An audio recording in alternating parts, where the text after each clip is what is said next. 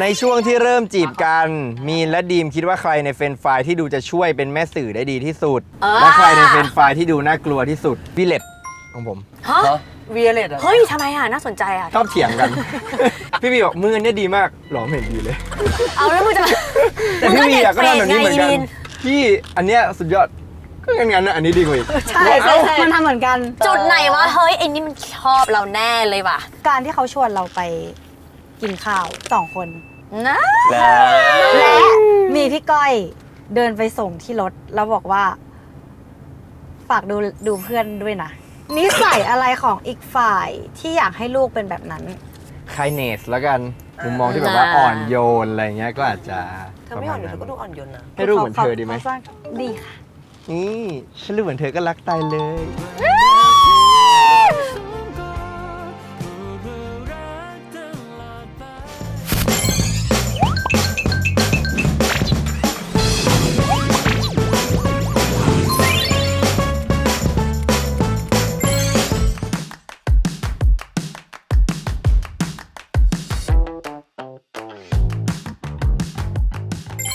สวัสดีค่ะทุกคน เอ้ยแขกรับเชิญน่าคุ้นๆว่ะ เฮ้ยไม่ใส่เสื้อเขียววะปกติมึงต้องใส่หัวป่ะ ทุกคนรู้ป่ะ โดนบังคับ เฮ้ยจะบังคับอะไรความรักมันล้นขนาดนั้นเหรอคะ จริง เป็นคนที่ไม่ชอบ แสดงความรักต่อหน้าสาธารณชน ทำไม ทำไม ทำไมอ่ะ ในแฟนมีเนี่ยเสื้อมันคือหน้าของคุณมันน่ารัก จริง คือแป๊บนึงนะกูขอพูดเรื่องนี้ คือไอดีมอะเวลามันเก๊กมันก็จะนิ่งๆใช่ปะสามีกูแล้วกัน คือเวลาอยู่ต่อหน้าสื่ออะมันต้องปากเสีย มันต้องทำตัวเป็นแบบ ไม่พอใจมันทำตัวด่ากูตลอดเวลากูแบบบางทีกูก็ question นะว่ามันเป็นอะไรอะ ไม่ถึงว่าอะไรผู้ชายเขาจะมีทางแบบทางนี้ มึงอย่าใช้คำว่าผู้ชาย มึงไม่เอารวม มึงไม่ใช่ผู้ชายทุกคนทำตัวเหมือนพี่แมนนะคะ มึงดูไอ้มีนเขาก็ปกติ เอางี้มีนอะเขาจะนิ่งใช่ปะเขาก็จะ ใช่ไม่ก็นิ่ง แต่พี่แมนอะมันไม่ได้นิ่ง จะเป็นแอคเซป ก็เสพเหรอ มันเป็นแบบตี้เธออะตี้เธอ ใช่ใช่ใช่ใช่ใช่ แต่จริงแล้วหลังกล้องไม่เป็นยังไงหลังกล้อง ไม่อยากจะพูดออกมาไม่ได้ เพราะเดี๋ยวเขามา เขา ถาม น่ารักไงเขาน่ารักสุด เออ ๆแต่ว่าดีมพูดนิดหนึ่งความรู้สึกของวันแฟนมีที่เขาทำเสื้อไหมเธอ จริงจริงจริง น่ารักอะเพราะว่าสำหรับฉันน่ารักมากนะเว้ยถ้าสมมติว่าแฟนทำอันนั้นให้มีความสุขมากอะ จริง น่ารักมาก อยากได้ไหมเดี๋ยวบอกให้ บอกแล้ว บอกแล้วเหรอกูบอกด้วยกูบอกว่าที่เราน่ารักอะ แต่ว่าวันเนี้ยเราจะมากระตุ้นความรักของมินกับนิมเพราะว่าต้องพูดตามตรงว่าปกติเขาสองคนเนี่ยก็ไม่ได้หวานออกสื่อกันขนาดนั้น ใช่ แต่ว่ารายการเนี้ยมันจะยิงประโยคหวานให้พวกเธอบังคับว่าพวกต้องพูดกัน คือฉันรู้สึกว่าในงานแฟนมีตคนเห็นบนเวทีนิดเดียวแล้วรู้สึกว่ามันไม่พอ เราก็เลยต้องมาจัดให้มันแบบ ถูก เต็มที่นิดนึง ใครบอกไม่พอ กู ว่ากูอะได้ตรวจสอบความรู้สึกของคนดูละแล้วมั่นใจมากว่าเขายังรู้สึกว่า not มันน้อยเกินไป ตรว ใช่ จสอบเข้าเรื่องเลยพี่ดีมปกติขึ้นมานะคะจะต้องคุยเรื่องความรัก อย่า ความรัก เอาประเมินตัวเองหน่อยนะตอนนี้ความรักของเราถ้าเป็น adjective เราเป็นความรู้สึกมันเป็นความรักแบบไหน ก็รู้สึกว่าเป็นความรักที่ปกติ นิม กูพูดอย่างนี้กูพูดอย่างนี้จริงหรือไม่ครั้งแรกที่จริงๆแล้วคุณเจอคุณมีนพีรวิทย์คุณไม่ได้รู้สึกว่าคุณแบบชอบคนนี้เลยรู้สึกว่าคนนี้ นี่ไม่ใช่ ไม่ใช่ส คน เปค นี้แบบไม่สเปคเลย ไม่ใช่ไทป์เลย ถูก เขาเป็นไทป์แบบไหนทำไมมันไม่ใช่ส ทำ เป ไม ค มัน เรา ถึงไม่ใช่ ไม่คือตอนแรกสุดเลยนะยังถ้ายังไม่ได้เจอคือพี่ก้อยอะเอามาบอกว่าเอ้ยคนนี้ไหมแบบว่ารู้ ถ้า จั ห ก นูนะพี่จะรับไป EP 3ค่ะแปะ โอเคก็คือแบบไม่รู้จักแต่ว่าดูยอดฟอลเยอะดีแล้วก็หน้าเกาหลีแล้วก็เลยเอามา หน้าเกาแล้วเราจริงๆหน้าเกาหลีชอบไหม เป็นการ define ที่ตลกมากยอดฟอลเดอร์ดีแล้วก็หน้าเกาหลี หน้าเกาหลี หน้าตีๆอะไรเงี้ยหน้าตีๆ คือสเปคไหมที่จริง ไม่ใช่สเปค มึงไม่ชอบหน้าเกาหลีเหรอ มึงไม่ได้ชอบหน้าเกาหลีแต่ว่าถ้าเกิดว่าเป็นเกาหลีหล่อก็คือได้ อย่างเช่นแบบนำจูฮยอก หรือว่า แล้วมีไม่ได้เป็นเกาหลีหรอ คือทางนำจูปะแบบ ไม่แต่ว่า แกงบ้านนั้นปะ คือบินเป็นคนไทยไง อ๋อ คือชอบเกาหลีไปเลย มึงไม่ได้ชอบคนไทยหน้าเกาหลีมึงชอบเกาหลีที่เกาหลี ใช่จริง ๆ อยู่ไปเรื่อยๆก็ไม่ได้ดูรู้สึกเกาหลีขนาดนั้นด้วย energy นึกออกปะ แล้วเอเนจีจริงๆเป็นยังไง energy จริง ๆ ใช่ปะเป็นคนที่ เป็นกระเท น่าย ค่ะ รักน่ารักแบบมาก คือ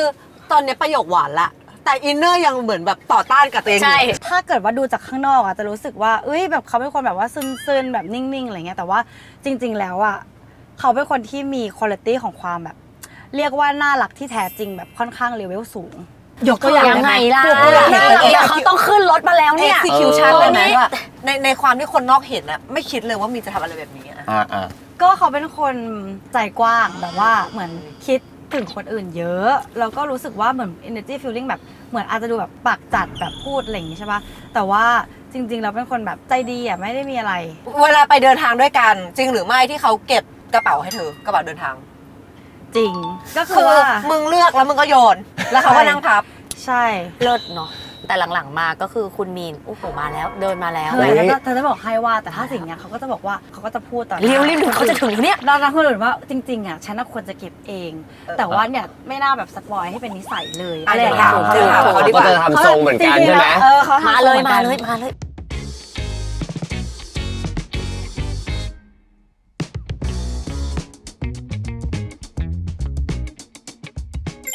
มาแล้วค่ะ แล้ว พ่อหนุ่มพับผ้า พ่อหนุ่มพระเอกเกาหลีของดิฉัน ว้าว พ่อหนุ่มเกาหลีไทย ไอ้มีน ครับ เธอพับผ้าให้ดีมจริงไหม ตอนไปต่างประเทศเหรอ ใช่ จริง น่ารัก ทำไมเธอถึงดูแลเขาได้ดีขนาดนั้น รู้ไหมว่าผมอะตั้งแต่เกิดมาไม่เคยพับผ้าเองเลย แต่ ตอนสมัยเด็กๆอะพับไม่เป็น แต่ว่าไปอยู่มหาลัยแล้วหัดพับเองใช่ไหมแล้วก็พ่อผมอะเป็นคนที่ ดีเทล มาก ละเอียด พับแบบเสื้อทุกตัวต้องเท่ากันปกตรงกลางอะไรเงี้ยแล้วเวลาผมเห็นกระเป๋าดีมอะถึงผมจะไม่ใช่คนระดับพ่อผมอะแต่เวลาผมเห็นกระเป๋าดีมเวลาไปต่างประเทศแล้วผมแบบ ปวดหัวเนาะ มัน เดี๋ยว เกินไป เดี๋ยวพับให้มาเดี๋ยวพับให้ คือมันอันออกกันไหนสุดๆหรอ ใช่มัน unorganized มาก แต่คือเขาอะรู้ว่ามันอยู่ตรงไหน ใช่ แต่เราในฐานะคนที่เรามองไปอะมันแบบว่า มันคาใจเหรอ ทำไมอันนี้มันมากองอยู่ตรงนี้วะ แล้วก็แบบทำไมครีมหรือสิ่งที่มันเป็นน้ำมันถึงอยู่ได้ทั้งฝั่งซ้ายกับฝั่งขวาเลยวะ เออ เวลาเราทำเราจะแบบว่าครีมอยู่ฝั่งนี้กางเกงอยู่ฝั่งนี้เราไล่ผ้าเรียงวันว่าแบบวันนี้เราเรียง1 2 3 4อะไร โอ้ เงี้ น่าย รักมันก็เลยกลายมาเป็นว่าคุณก็เลยได้แบบทำการพับให้เขา แต่ขอย้อนได้ไหม อืม เฮ้ยเห็นผู้หญิงคนเนี้ยครั้งแรกจริงๆก็คือเจอกันที่ท่าหนูรับถูกปะ ใช่ เป็นยังไงเห็นคนแล้วรู้สึกยังไง เธอเล็งไหม ไม่ได้เล็งนะ ไม่เลงกูว่าอีมินทุกวันนั้นจะมันดูไม่รู้จักกันนะ คือผมอะเวลาผม เผื่อ ทำงานอะไรเงี้ยผมก็จะไม่ค่อยโฟกัส ไม่ได้โฟกัสเรื่องนั้น อะไรมากอะไรอย่างเงี้ยคือก็รู้ว่าเป็นแก๊งพี่ก้อยอะไรอย่างเงี้ยเพราะว่าเรารู้จักกับพี่ก้อยมาก่อนประมาณนิดนึงเนาะใช่ไหมก็ประมาณนั้น first impression ก็น่ารักดีแบบน่ารักภาพรวม น่ารักภาพร ทุก ว คน ม อะไรเงี้ย แล้วอะไรล่ะที่มันทำ ทุกค ให้ นด้วยนะ ทุกทำไมทำไมถึงรู้สึกว่าอยากจะรู้จักคนนี้เป็นพิเศษ มันจุดไหนเพ จุด ราะ ไหน ว่า ที่เจอเขาเกิดคำว่าภาพรวมไปมันเป็นภาพเล็ก ก็ ลง ตอนหลังแล้วอะหลังจากนั้นนานเหมือนกันนะ เพราะเราก็เริ่มรู้จักกันมากขึ้นเนาะ ไปเจอกันช่วงแบบไปเที่ยวอะไรอย่างเงี้ย ไปเที่ยว ใช่ก็ ท่าเต้นไหมหรืออะไรหรือรอยยิ้มหรืออะไรหรือจังหวะเมา เสน่ห์ หรือ มีตรง อะไร ไหนไหม ไม่รู้เลยว่ะไม่รู้อ่ะมันก็เป็นเอางี้เวลาเราจะคุยกับใครอะเราจะดูเป็นวายมากกว่า ไม่ได้ดูว่าแบบเขาจะแบบยิ้มสวยไหมพูดเพราะไหมอะไรอย่าง เน้น เงี้ พ ย ลังงานเน้นพลั ซึ่ง ง ซึ่ง งาน ดีมนี่วายแบบไหนหมายถึงว่าถ้า definition ก็คือคุยกับเรารู้เรื่องอะไม่ใช่คนที่แบบต้องแบบพยายามชวนคุยหรือว่าเขาแบบชวนโอเวอร์เวมเราอะไรเงี้ยประมาณนั้นก็เลยได้แบบคุยกันมาต่อเรื่อยๆ แล้วก็คุยกันนานเหมือนกันเนาะคุยกันแบบพักใหญ่เนี่ย แล้วจังหวะตกหลุมรักเป็นอย่างนี้ ไอ้สตีฟมึงถามจะคำถามยัง แป๊บนึงนะ มันไม่ได้เกี่ยวกับมึงขับรถแล้วล่ะกูว่า ไม่ก็อาจจะหวะโย เป็นรายการมือใหม่ เป็นไอดีมช่วงแรกที่หาจังหวะแรกไม่ได้ โอเคต่อ จังหวะตกหลุมรัก มันเป็นแบบนี้ จังหวะไหนคะ คุณมีน คุณต้องตอบนะทั้งสองคนก่อนที่จะไปเริ่มคำถามข้อแรกนะ ที่เรารู้สึกว่าว่าเราน่าจะรู้สึกดีกับคนนี้แหละจริงๆด้วย ใช่ แบบที่รู้ตัวแบบว่าฉันรู้ใจตัวเองอ่ะ จำไม่ได้ มันยากเพราะว่ามันกลืน มันมาแบบเลยซึม มันนัว ๆมันไม่ได้แบบหันมาแล้ว ไม่เพราะว่าอันนี้ อุ๊ยจังหวะนี้แหละอะไรเงี้ยมัน อัน ไม่ นี้ ใช่ เขาหลายปีแล้วไงเนาะมันก็จะจำยาก ๆ เราดีกว่า เพราะว่าเราจะไม่นานจังหวะไหนตกหลุมรักเลย แชร์หน่อยดิ ลงลุมรักทุกวัน คลั่งเหลือเกินคลั่งรักเหลือเกิน อย่าไปถามกูช่วงนี้กูยิ่งกูเหนื่อยงานนะกูเป็นหนักเลย ใช่เพราะว่าต้อง ไป การกำลังใจ ไปหนักทางหนักจัดเลยอ่ะไปกันต่อ ไป ที่นี้เอางี้แล้วกัน เดี๋ยวเรื่องความหวานเนี่ยมันจะมาอยู่ในคอนเทนต์นั้นของเราอยู่แล้วเรามันเริ่มมิชชั่นเพราะว่าจริงๆคู่นี้คือคู่รักนักแข่งขัน จริง มินชอบแข่งปะมินก็ชอบแข่ง เอาไม่ ดีมันชอบแข่ง โอเค ผมไม่ชอบชนะ แต่ว่าผมบอกทำไมอีนี่ต้องชนะอะไรอย่างเงี้ย ก็เลย แล้วแต่ทำไมกูต้องแพ้เป็นไปได้ไหม ก็เลยชอบตอบอะไรฉีกๆให้แบบผมแพ้ได้ อ๋อ แต่ว่า โอเค คนที่อยากชนะก็จะไม่ได้ชนะ ผมมาทะเลาะกับดีมในช่วงแรกๆอะเล่น เรื่อง บอร์ดเกมอะเพราะผมอะชอบแกล้งเว้ยเวลาผมเห็นใครแบบอยากเอาชนะมากอะผมก็ชอบไปแกล้งคน ชอ นั้ บ น ขัด แล้วคือประเด็นอ่ะมันมีเรื่องนี้ด้วยใช่ไหมที่แบบขัดอ่ะแล้วมีอีกเรื่องหนึ่งที่เวลาเล่นบอร์ดเกมแล้วแบบรู้สึกแบบ นี่คู่รัก ตอน เล่น นั้ บอร์ น ด โกรธ เกม เพราะว่าคือกูรู้สึกว่ากูเป็นคนที่เล่นเกมค่อนข้างดีใช่ปะทีเนี้ยเขาไม่เคยชมกูเลยสักครั้ง แต่พอมีคนอื่นอะในกลุ่มเดียวกันอะที่ ที่เล่นเก่ง ที่เล่นดี แล้วชนะเหรอ แล้วชนะเงี้ยคือเขาแบบอุ้ยเก่งอะแบบว่าทุกครั้ง มึงก็รู้สึกว่า น้อยใจไง มึงทำไมไม่เห็น แล้ว ความ ก็ เก่ เล ง ย นี้ พู ข ด องเราเนี่ย ใช่ฉันก็แบบสตาร์ตอนนั้นก็บอก พูดไหม เลยว่า พูดไหม พู พูดไปว่าอะไรเดี๋ยวขอเล่าหน่อย แล้วมินขำไหม ไม่ถามเราเข้าใจไงว่าแบบว่า อ๋อเขา ทำไมไหนๆมึงกูอยากเห็นว่าเวลามึงไม่พอใจแล้วเนี่ยใครไม่ชมเนี่ยมึงพูดว่าอะไร ก็พูดตรงๆพูดแบบเมื่อกี้เลย แต่ว่าไม่ได้หงุดหงิดขนาดนั้นก็พูดแบบเบบีอะก็พูดแบบเบบีแบบที่คน ใช่ อื่น ดิ แบบ ไม่ชมเขาบ้างล่ะ ทำไม นี่เขาก็ชนะเขาก็เล่นได้คะแนนเยอะกว่าอีก เนี่ยแบบเนี้ย น่ารัก คือไม่ได้ทะเลาะจริง เออ แบบว่า เป็น ไม่ แบบว่าคนนั้น มันมีทะเลาะจริงด้วยทีนึง อ๋อมันมีด้วยเหมือนกัน ก็ไม่อะไร แต่อันนี้เราเล่าในพาร์ทที่น่ารักแล้ว อยากรู้นิดนึงว่าสองคนเนี้ยใครชวนทะเลาะกว่ากัน ไม่เห็นหน้าถามเลย ไม่รู้อ่ะ ก็ตอบให้มึงไม่ต้องตอบมึงอะไรไอ้ดิม เฮ้ยไม่นะอาจจะผมนะ ไม่ เอา เป็นมีนที่เปิดเหรอ อาจจะเป็นผมนะ ใช่เพราะจริงๆเขา ผม แบ หงุ บ ดหงิด ว่า ง่าย เขาหงุดหงิดง่ายแล้วเขาก็ดีเทลหมายถึงว่า เขาละเอียด เรื่องอะไรที่แบบว่า กูกับอีบอล ใช่ เขาเรียก ใช่ ว่ากูเข้าใจอีมีนมากเลยอะว่าแบบอีดีมันเหมือนมัน เขา อ ชอยู่ บ ตรงเนี้ยแต่มันไม่อยู่ อยู่ มันไม่ ธ รู้ รรม อะ ชาติขึ้นไปบนฟ้ามี แบบนั้นแหละก็เลยแบบว่าก็จะแบบโอ๊ยโดนอีกแล้วอะไรแบบนี้ประมาณนี้ ก็เป็นคุณมีนที่เปิดประเด็น อย่างเนี้ยอย่างเรื่องที่แบบมีปัญหากันบ่อยๆอ่ะก็คือเรื่องสมมติขับรถอ่ะวันนี้อยู่บนรถใช่ไหมสมมติขับรถอย่างเงี้ยแต่ว่าดีมอ่ะก็จะเล่นแบบรีบเคลียร์งานดีมก็จะรีบเคลียร์งานคือนึกออกไหมว่าเราขับรถไปด้วยกัน เราก็รู้สึกว่าอยากมีคนชวนคุยบ้างนู่นนั่นนี่อะไรอย่างงี้ เสร็จพอเราขับรถเสร็จ เราไปจอดสมมติเราไปห้าง เรานั่งรออาหารอะไรเราก็หยิบโทรศัพท์ขึ้นมาเล่นบ้างเพราะว่าเราขับรถมาเป็นชั่วโมงเราไม่ได้เล่นโทรศัพท์เนาะ แล้วทีเนี้ยดีมก็บอกว่าผมเล่นโทรศัพท์แบบว่าอันนั้นไม่สนใจแล้วผมว่าเอ้าก็เธอเล่นโทรศัพท์บนรถดีมก็บอกดีมรีบเคลียร์งานเพื่อที่ลงจากรถอะจะได้มาใช้เวลาร่วมกับผม แต่ผมอ่ะงั้นใช้เวลาร่วมกันตอนบนรถไหม แล้วตอนลงมาขอแบบเราก็ต้องแบบเคลียร์งานกันบ้างนิดนึงอะไรอย่างเงี้ย มันก็เลยไม่ตรงกันตรงนั้น คนละมุ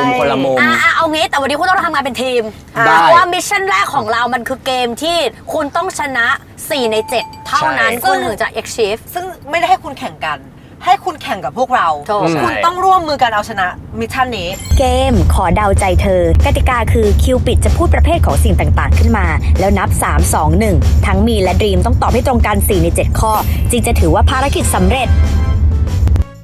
เอาชนะหรือเอาตลก เอาชนะ เอาชนะเพราะว่าเขาชอบแข่งขั คุ น ณไหมเขาชอบเอาชนะ 4 ใน 7 ข้อนะคะ พร้อมค่ะคุณบอสทำห ข้อ น้า แร ที่ ก ละครที่มีนเล่น นับเลย 3 2 1 โทษฐานที่รักเธอเจ๋งมาก ทำไมอ่ะ เพราะว่ามันเพิ่งเป็นเรื่องล่าสุด มัน ไง ออนอยู่ตอนนี้ ออนอยู่ตอนนี้ ชื่อเรื่องอะไรนะคะ โทษฐาน ที่รักเธอ โทษฐานที่รัก มีเล่นกับใครนะ เล่นกับนายน นายณ ภั ภั ส ส มิ้นท์ลัน อ๋อ มิ้นท์ลันลวี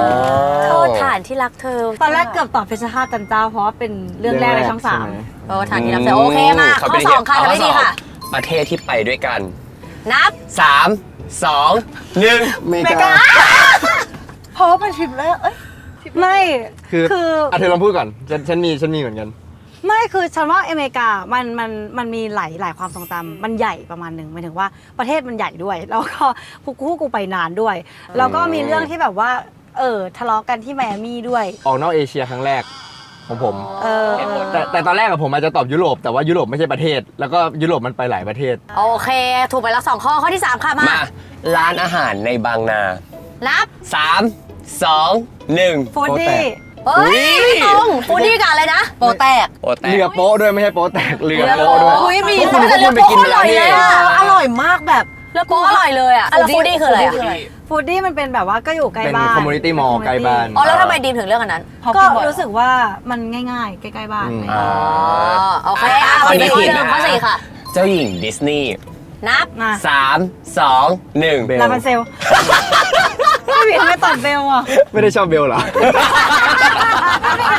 ไม่เอา อะไร เบลคือสีอะไร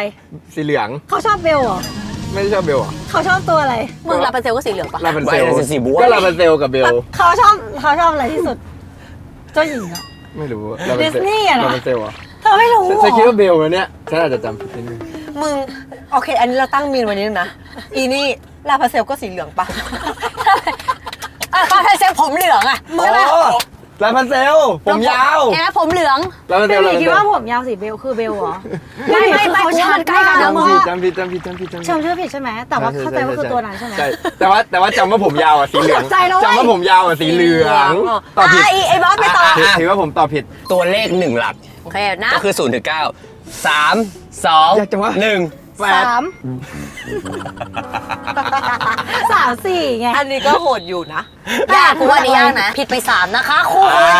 เหลืออีก3ข้อเหลืออีก3ข้อ เลข3ข้อคุณต้องถูก 2 ใน 3 นี้นะคะ ต่อไปหนังที่ดูด้วยกัน เออ 3 2 1 โปรเจกต์แฮลแมรี่ ฉันดีใจไปเขาด้วยนะ ล่าสุดได้ไปแล้ว3คะแนน ทำไม ข้อ คนเรื่ ต่อ อง ไป เนี้ย ทำไมต้องเรื่องนี้ เพิ่งไปดูมา ใช่เราชอบมากชอบแบบพวกกูเวลาไปดูหนังก็คือจะแบบทุกครั้งหลังเคยทะเลาะกันเพราะว่าพอจบหนังแล้วกูทำงานเลยไม่ได้นะคะ ต้อง เรา ดิสคัทกันต่อ เราต้อง ต้ ดิ อง ส คุ คั ย ท กัน ต้อง ต่อ วิพากษ์ภาพยนตร์กันก่อน เราต้องวิพากษ์วิจารณ์ภาพยนตร์ที่เราดูกัน หรือผลงานที่เราดูกันให้เสร็จสิ้นก่อน เราค่อยทำงานอย่างอื่นได้ ชอบ คือ สองคนนี้ เท่ากับว่ากูดูหนังไม่ใช่2 ชั่วโมงนะกูต้องบวกไป5 ชั่วโมงเพราะว่าต้องบวกวิ มึง จารณ์ ดิสคัทกัน ด้วย 3 ชั่วโมงอะ ใช่3 ชั่วโมงบวกไปจนนอนอ่ะ อา ถึง รมณ์มั ว่าน พรังพรู อีดีม ไง หายไปเลยก็คือวิพากษ์วิจารณ์หนังอยู่นะ วิจารณ์หนังอยู่ ไปในจุดนี้ไปต่อ ดิสนีย์แลนด์1ประเทศ โอเค นับ 3 2 อ 1 เมริกาทำไมถึงเป็นญี่ปุ่นอะ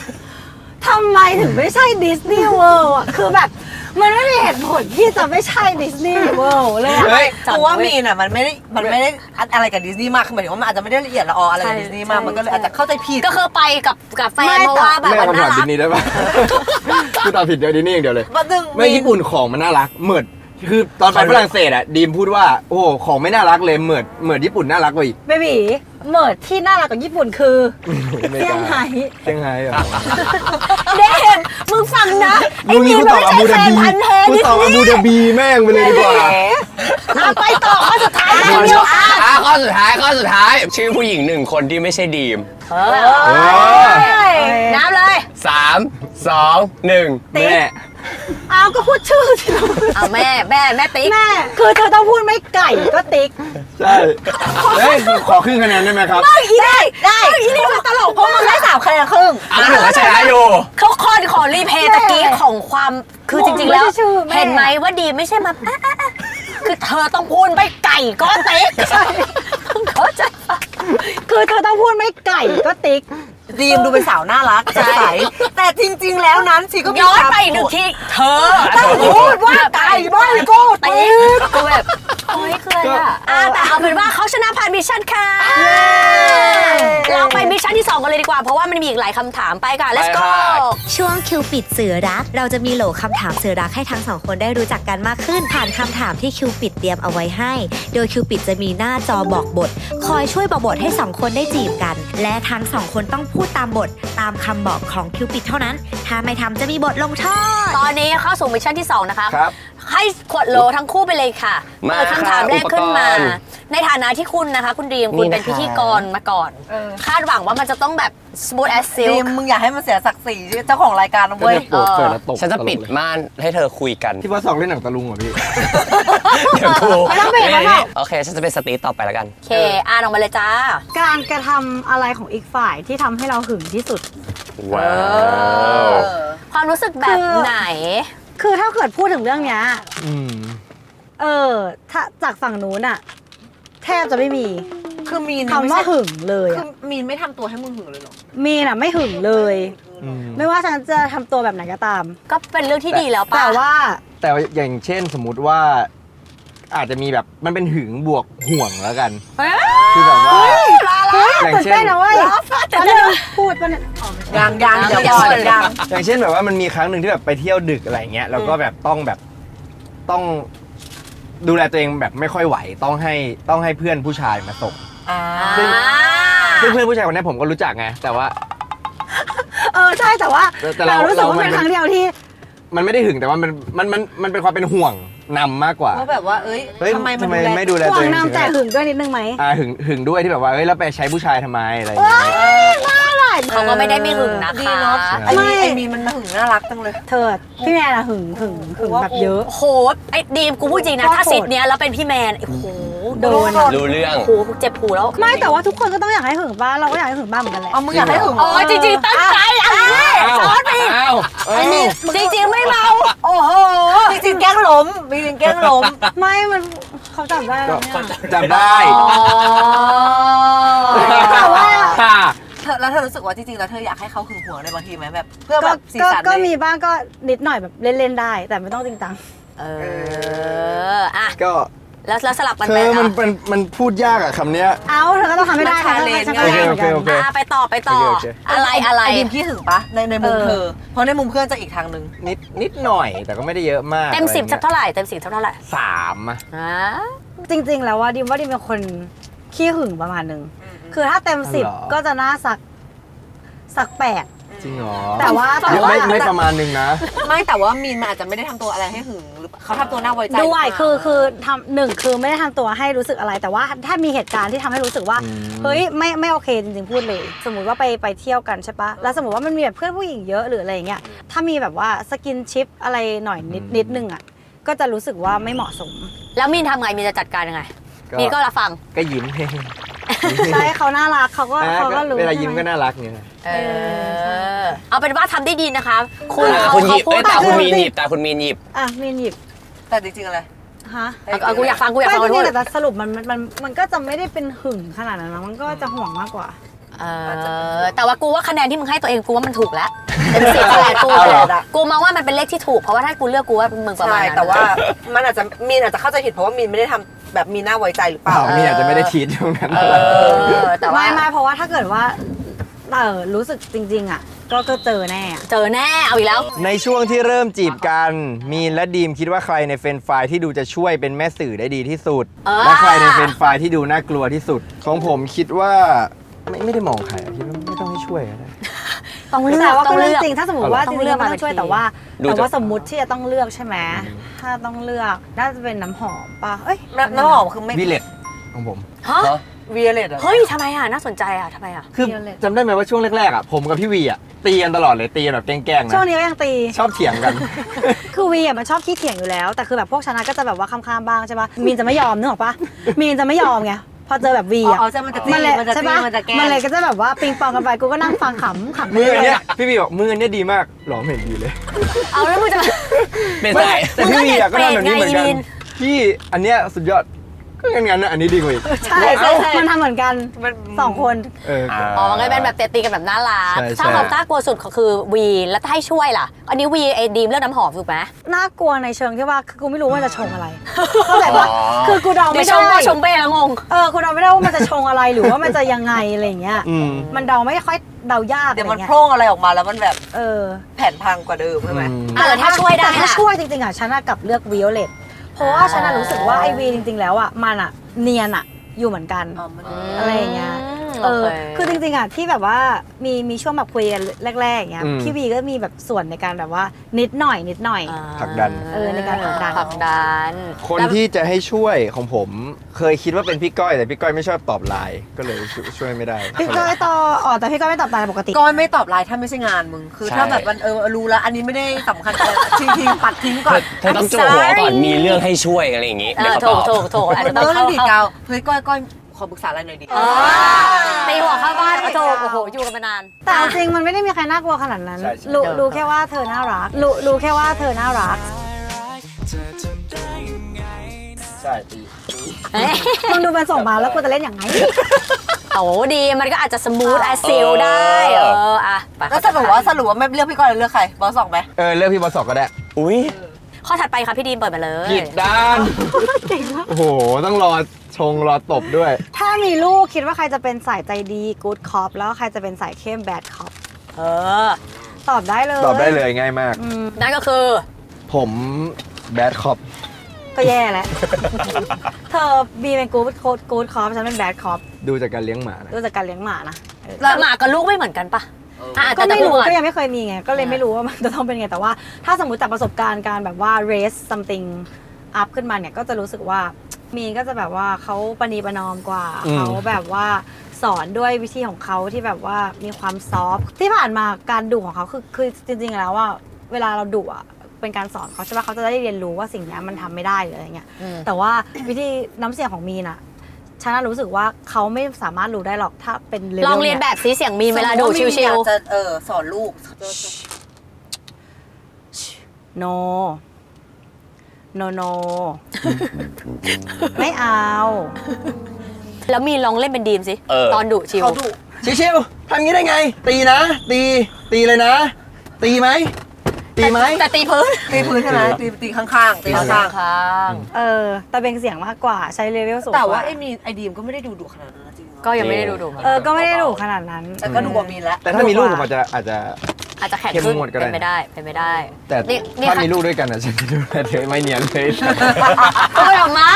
ให้จบเร็ ถ้าว มีลูกด้วยกันฉันจะดูแลเธอเอง น้องดูแลฉันอยู่แล้ว โอเค จะบอกว่ารักให้เธอได้ยินสักหมื่นครั้งพูดให้ฟังว่าฉันรักเธอทุกวันอีกหมื่นที่ ๆมาคำถามข้อถัดไปค่ะ มาค่ะ ในช่วงที่เริ่มคุยกันการกระทำหรือคำพูดอะไรของอีกฝ่ายที่ทำให้เราเริ่มรู้ตัวว่าเขามีใจแล้ว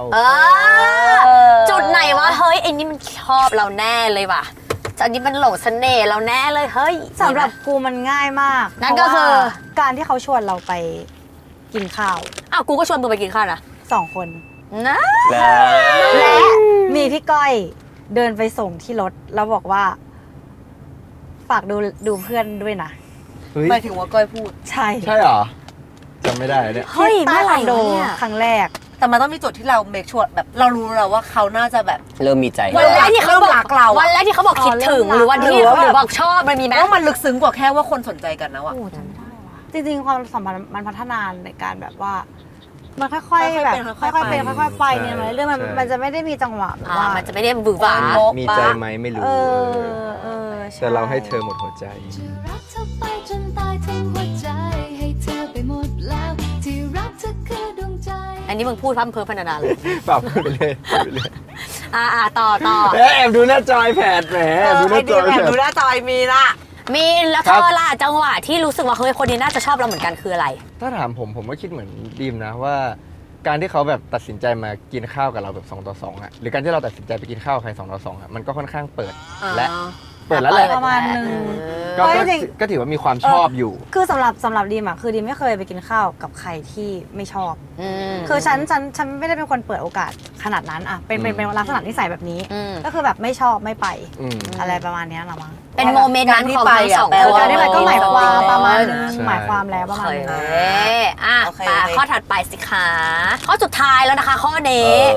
นิสัยอะไรของอีกฝ่ายที่อยากให้ลูกเป็นแบบนั้น เอ้ยน่ารักอันนี้คิดว่านิสัยนี้น่ารักของเขามากๆแล้วลูกถ้าลูกได้มาคือเลิศเลยเนี่ย จริงๆทุกอย่างที่เป็น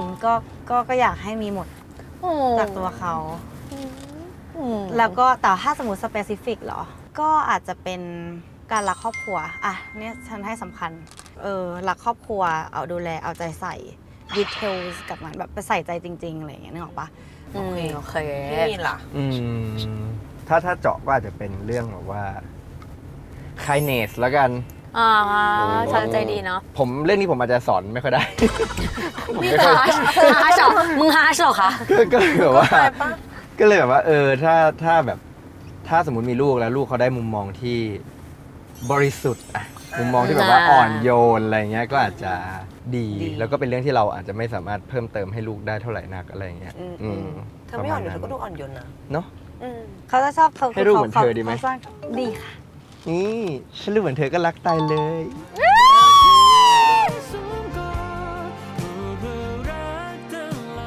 คือใช้บีดอะไร แล้วทำดีออกไม่เห็นเหรอมันน่ารักดีออก เอาซะลื่นๆนะ โอเค เกลียด iPad นี้วะ ถือว่าหมดมิชชั่นที่ 2 ค่ะ มาสุดท้ายแล้ว อันนี้เป็นโมเมนต์ที่มันหมายความกันจริง ให้ทั้งคู่พูดถึงข้อดีของกันและกัน โดยกำหนดให้ต้องเริ่มประโยคด้วย ฉันชอบคุณเพราะ จะพูดเหตุผลอะไรก็ได้ ให้แต่ละคนแลกกันพูดคนละ3ข้อ ๆ ฉันชอบเธอเพราะอะไร 3 ข้อสลับกันและต้องมองตากัน ว้าว จับมือกันด้วย มอง ต้อง ตากันด้วย จับมือมองตาม องตา ไอ้ ลูกมองตาก็รู้ใจไอ้ดีมือบิ้วคนตลอด เร็วๆ เอาหน้าคิดว่ามีสตีฟตรงนี้เหมือนกันไม่ต้องกลัว คือผมเป็นคนที่ไม่ค่อยเปิดความสัมพันธ์เท่าไหร่ ใช่ ฉันรู้ไง ดีมด้วยมั้ง ดีมด้วย เออ ฉันพูดไปตั้งแต่ต้นรายการแล้ว หน้าร้อนแล้วเนี่ย เอาลองดูดิพร้อมใครเริ่มก่อนเอมี่เริ่มก่อน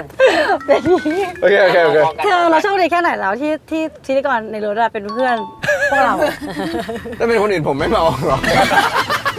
จริงน่ารักไงพร้อม พูดไป ฉันชอบเธอเพราะว่า อ่ะ คือมึงเข้าใจปะพวกกูต้องต่อสู้กันทั้งคู่ เพราะว่าพวกกูเป็นเหมือนกัน ไม่เป็นไร ดีแล้วไอ้ดีมึงเนี่ยมึงเป็น เป็นความ พิ จ ธี ริง กร เป็นแฟกต์ เป็นแฟกต์ ฉันชอบเธอเพราะว่าเธอรักฉันมากกว่าที่เธอรู้ตัวด้วยซ้ำ มันเลิศ อีนี่ตลกมาก คือรักฉันมากกว่าที่เธอรู้ตัวด้วยซ้ำ คือมันไม่ได้บอกนะคือมันอะมานิเฟสสิ่งเนี้ยเข้าไปในหัว บอกมึงรู้ไหมนะว่ามึงรักกูมากกว่าที่มึงรู้อีกนะ คือเนี่ยแหละ manipulate ใช่ กูรู้ปะเนี่ย คุณถูก manipulate ไม่ก็จะเป็น ขยายความขยายความคือภาคสองคือมึง เขาว่าจะมีความแบบว่าอย่างเช่นเมื่อกี้เนี่ยเขาจะรู้สึกว่าแบบเอ้ยเขาแบบฮาร์ชใดๆใช่ป่ะแต่แบบว่าคือลึกไปกว่านั้นอ่ะจริงๆเขาแบบเขามีสิ่งนั้นที่กูมีเขามีเหมือนกันเว้ยคือความอินโนเซนต์ของมีนในความแบบว่าเราเป็นแบบแข็งกระด้างหรือว่าเราอะไรแต่จริงๆมันมีความอ่อนโยนมากๆอยู่ในนั้น แล้วเขาก็จะแบบรู้สึกว่าตัวเองแบบมีความแข็งแกร่งอะไรเงี้ยแต่ว่าลึกลงไปกว่านั้นอ่ะมันมีหลายอย่างคือแบบสมมติว่าความรักมีให้กูเท่านี้ใช่ป่ะแต่ลึกลงไปกว่านั้นอ่ะมันมีเยอะมากๆแต่เขาอาจจะไม่รู้ หรือว่าเขาอาจจะรู้แต่เขาอาจจะแบบทำเป็นแบบว่า ทำซึ้ง อะไรอย่างงั้น ตาคุณมีนตาคุณ คุณมีน ฉันชอบเธอเพราะว่าเอ่อเธอเป็นคนที่ ฉันอยากทะเลาะด้วยปกติผมเป็นคน เวลาแบบสมมติคุยกับใครแล้วสมมติจะเริ่มความสัมพันธ์กับใคร แต่ว่ามีเวลาไม่ได้ดูที่ความสุขเท่าไหร่ความสุขก็เป็นพาร์ทหนึ่งแต่ถ้าเราทะเลาะกับใครแล้ว คนไหนที่เราอยากทะเลาะด้วยอ่ะมันก็จะเป็นมันเป็นเรื่องที่ดี มันแปลว่าเราอยากจะผ่านมันไปกับเขาได้ ใช่แต่บางคนแบบบางทีเราแบบข้างแบบอุ้ยกูไม่คุยกับมึงละเรื่องเงียบไปเลยดีกว่า ขี้เกียจรอว่ะอะไรอย่างเงี้ย พี่ดีมเขาจะไป ของฉันฉันชอบเธอเพราะว่า เธอแบบเป็นคนที่ รู้ใจฉันมากกว่าฉันรู้ใจตัวเองด้วยซ้ำแบบว่า อันนี้แบบ seriously มันแบบเป็น magical สำหรับฉันเพราะว่ามันไม่น่าเชื่อที่แบบสมมติว่าฉันคิดไม่ออกว่าฉันอยากกินอะไรหรือว่าฉันอยากทำอะไรในตอนนี้ หรือว่าฉันอยากไปไหนหรือว่าอะไรก็ตามอ่ะที่มันเกิดขึ้นในชีวิตฉันในแบบ 5-6 ปีที่ผ่านมาเนี่ยฉันรู้สึกว่ามันเป็นไปได้ไงวะที่คนคนหนึ่งจะแบบสามารถพูดในสิ่งที่ฉันอยากฟังหรือว่าพูดในสิ่งที่ฉันรู้สึกดีขึ้น หรือว่าแบบตรงใจฉันสมมติว่ามี 100% เธอทำได้แบบ 98% อะไรเงี้ย เหมือนเป็นคำตอบที่อยู่ในใจเธอแต่บางทีเราไม่รู้ด้วยซ้ำว่ามันคืออะไร ใช่อะไรแบบนั้น แล้วตอบมาแล้วใช่อันนี้ว่ะ นะพี่เมม ฉันชอบเธอเพราะเธอมองโลกสดใส เป็นความสดใสในชี แต่ วิ ว่า ต มีมุมที่แตกต่างจากฉันไงมีมุมที่ฉันสมมติฉันมองเรื่องนี้เรื่องหนึ่งเธออาจจะมองเรื่องนี้อีกมุมหนึ่งและเป็นมุมที่ฉันก็แบบพอฟังแนวคิดเธอแล้วก็ว่ะมันก็อาจจะเป็นแบบนั้นได้เหมือนกันเนาะ เป็นคู่คิดที่ไม่เหมือนกันแต่ว่าแบบเบรนกันได้อะไรอย่างเงี้ย ทำให้เราได้เห็นอีกมุมหนึ่งอ่ะ มันหวานเจี๊ยบจริงข้อสุดท้าย ข้อสุดท้าย ฉันว่าฉันน่ารักเธอเพราะว่าเธอเป็นคนที่รักครอบครัวรักเพื่อนแล้วก็รักคนที่อยู่รอบตัวเธอหมายถึงว่าพลังงานนั้นมันแผ่ออกมาทำให้โลกมันน่าอยู่มันเป็นแบบความรักที่ดีโพสิทีฟอบอุ่นอะไรเงี้ยครับ คุณมี ข้อสุดท้าย ก็ชอบเพราะเป็นแบบนี้แหละหมายถึงว่าถ้าไม่ได้เป็นอย่างนี้ก็คงไม่ได้ชอบอะไม่รู้ว่าก็ แบบทั้งหมดนี้ รักที่ ถูกไหม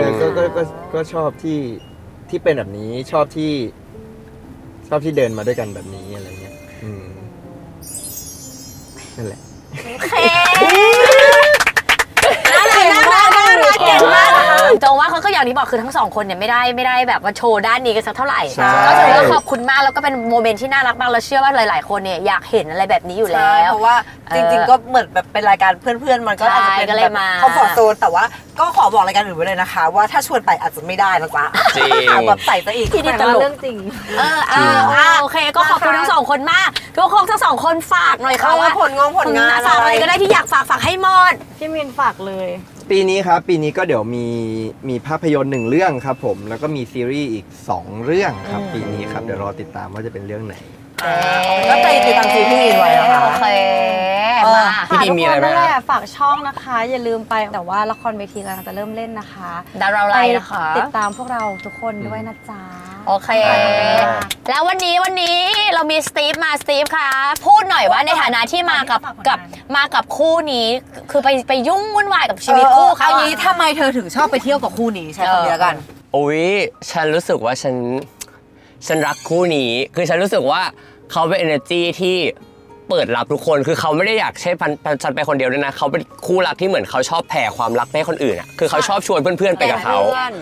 มันเหมือนกับมันเป็นความรักที่เหมือนเขาแผ่ไปให้ทุกคนรอบตัวเขาแล้วฉันก็รู้สึกว่าฉันดีใจที่เห็นคู่นี้เดินทางมาเรื่อยๆแล้วก็เป็นกำลังใจให้เสมอรอถึงวันที่ กูรู้เลยเขาตัวเอง ไม่ใช่ รอถึงวันที่จะได้ดับเบิลเดท ไม่ใช่กูบอกว่า ไม่ใช่ รอวันที่พวกมึงแต่งงานค่ะ ขอให้เติบโตอย่างแข็งแรงนะคะ ใช่ ให้มีชีวิตไปเช่ แล้วก็ ค่ะ เดี๋ยวฉันจะบอกเธอนะว่า My Lemon Love ขึ้นรถมาจะพาไปจุดๆๆให้ตอบพร้อมกันว่าจะไปไหน1 2 3 My Amber Love ขึ้นรถมาจะพาไป นอนอ้าวรักเกิดรัก โอ้ เป็นเที่ยวนี้ทำงานเยอะไงจะพาไปนอน ไปนอนไปพักผ่อนไง นอนเพราะความรัก ฝากด้วยกดไลค์กดแชร์กด subscribe